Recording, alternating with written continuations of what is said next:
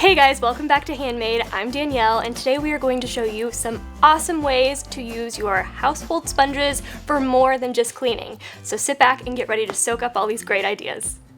Make a DIY nail polish remover jar, and all you need is a sponge, a small jar, and fingernail polish remover.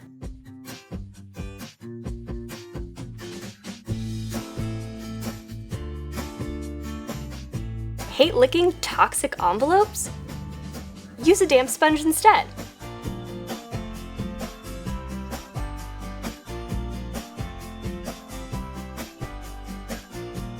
Dryer sheets are terrible for the environment. Instead, make reusable dryer sponges. Soak sponges in plant-based fabric softener and then just toss in the dryer.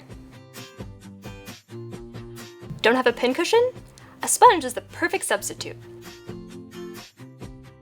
Did you know that if you place a sponge in the bottom of a pot before planting, it will help the soil retain moisture?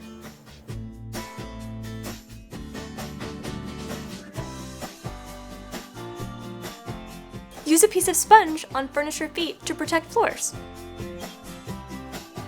Baking soda works best the closer you get it to the stinky smells. Sprinkle a little on a sponge and put it directly in your vegetable drawer. Replace bulky and heavy freezer packs with a frozen sponge in a zip-top bag. They are perfect for lunchboxes and boo-boos.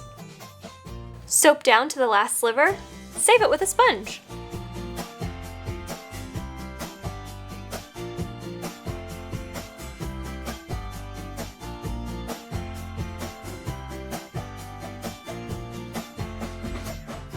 Okay guys, if you have made it this far, thank you for watching. That concludes our sponge roundup. Let us know in the comments below if you have any great ideas for how to use a sponge. Don't forget to give us a thumbs up and subscribe. We'll see you next time.